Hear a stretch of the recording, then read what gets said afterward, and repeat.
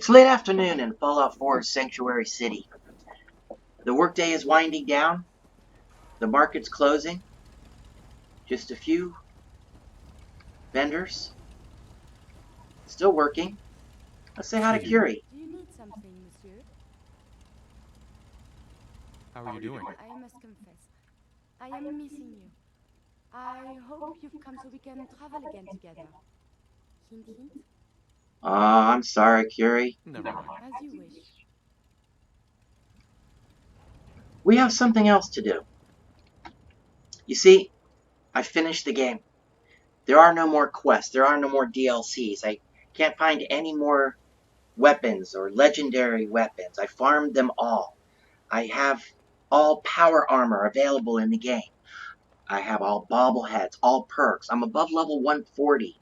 I've spent nearly 1,000 hours playing, and I'm shutting it down forever. One last thing before I do that, I wanted a remembrance of all the time that I spent in the game. So what I did is created a museum where I can display all of my quests and all of my items and all of the things that I did throughout the game. The museum is open to the public, and we are about to visit it. It's closed right now, but the power is still on. So, a quick deep contamination to get rid of the radiation from outside. Because it's open to the public, visitors are required to go through this arch, so we won't be spreading any contaminants inside of my private museum. The only entrance to it is on the upper floor. So here we go. It's locked up right now, but I have the keys. And the lights are on. This is the reception area.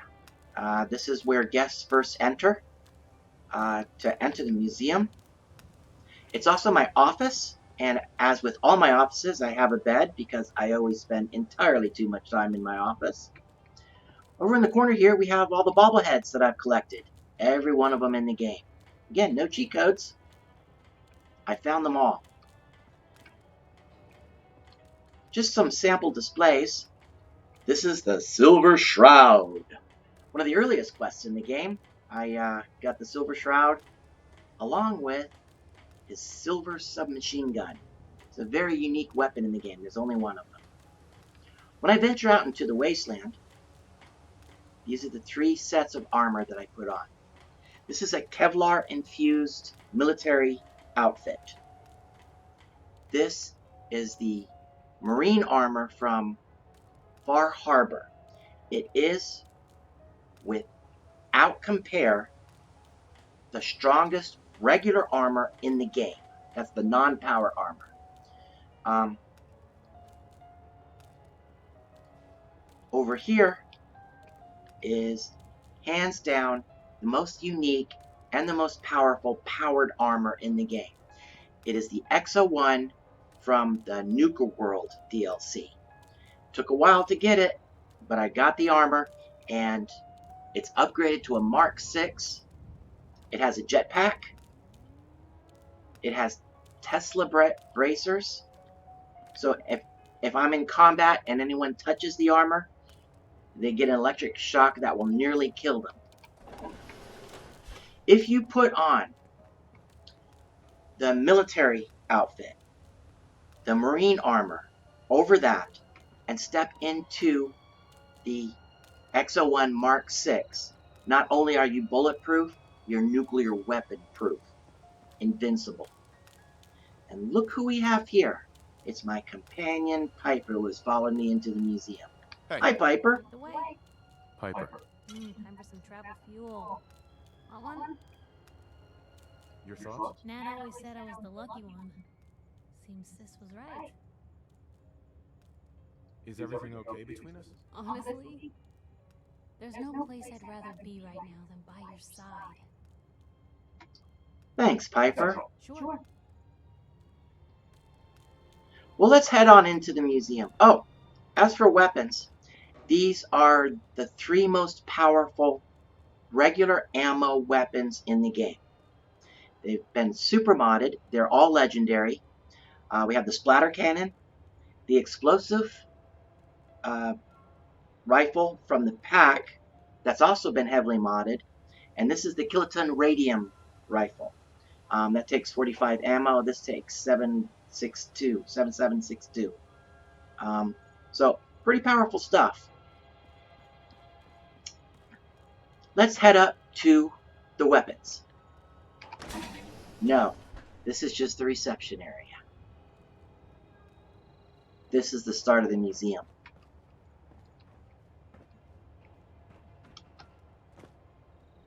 I'm going to take a look around.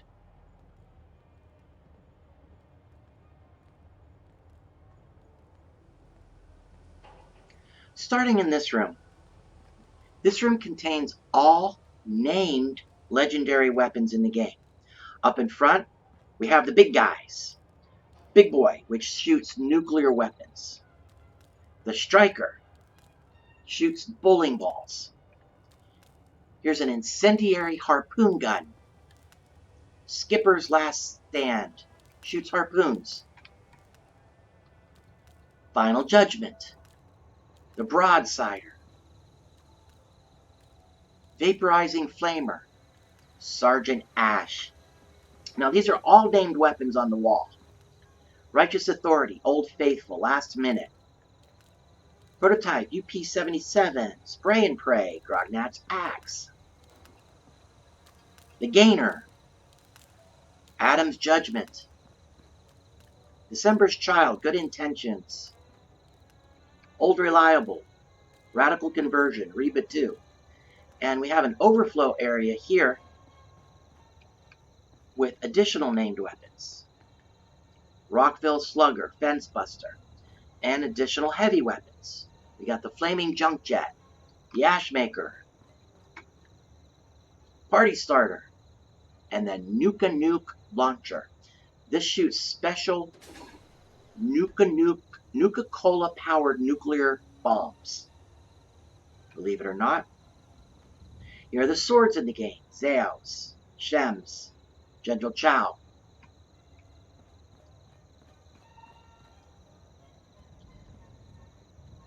Sido's Shiny Slugger. Now onto the area on the left. Starting here are all legendary weapons. And you'll see that there are crates and a display. Inside each of the crates is a legendary type. They're sorted by type. We have Ghoul Slayer, Irradiated, Freezing, Frigid, Deadeye, Berserkers, Bloodied, Assassins. And you'll notice that along with what's in the crate, displayed above it is a sample from the crate. I can pick any one of these, or I can pick the one off the wall. This one is the Assassin's Automatic Plasma Rifle being displayed above the Assassin's Crate of legendary weapons.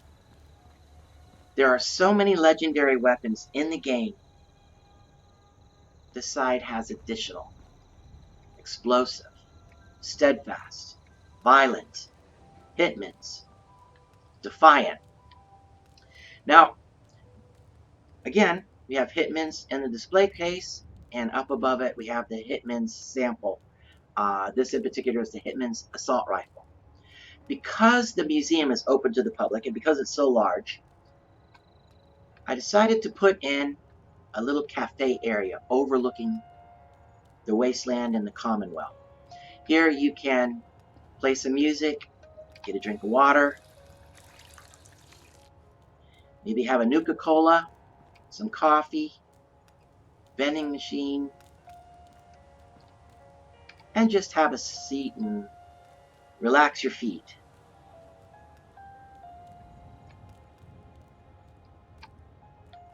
But there's more to see.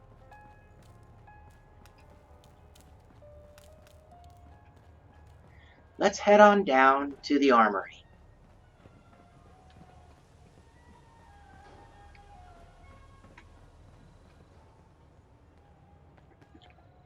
On this floor, we have unique powered armor. Unique in that these aren't built, but they're found or acquired throughout the game. These are all one-offs. We have the Vault-Tec. We have the Nuka-Cola armor. We have the Vim armor. And you might know from Fallout that Vim is a competitor with the ubiquitous Nuka-Cola. It's pretty good. I've had it. This is a unique piece. It's a winterized T60B with a specialized chest that came from a quest. Here we have the second most powerful piece in the game. It's an XO1 Mark VI standard. By standard, no additional paint and no jetpack. Here's an XO1 Mark VI that is painted. On the sides, we have the XO1 Mark III. And continuing on T60, here's the Brotherhood of Steel examples. Here's the Atom Cat's armor. But beyond finding armor in the game, you can also make it. And to make armor, we go down to the construction level. Being just finished in construction is a pink T51. On this side, we have all the T45s. Here's a empty frame that's being constructed with a Brotherhood of Steel T60. It's not finished, all it has is a helmet, but this is what the frame looks like before you add on the pieces. There's a Raider Power armor, a T50, and when I'm putting together armor, I get them out of these crates. Now these crates are all filled by pieces that I acquired in the Wasteland. Here's the Brotherhood of Steel armor crate. Here's the T45 and T51 armor crate. We got the T60 and XO1 armor crate. And finally, we have the Raider armor crate. So here I can put together any armor that I want to mix and match with. And finally, we have a basement.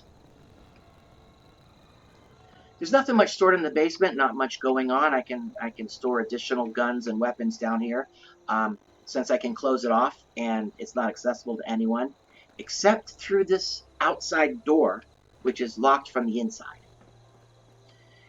And these are additional power frames that I acquired throughout the game.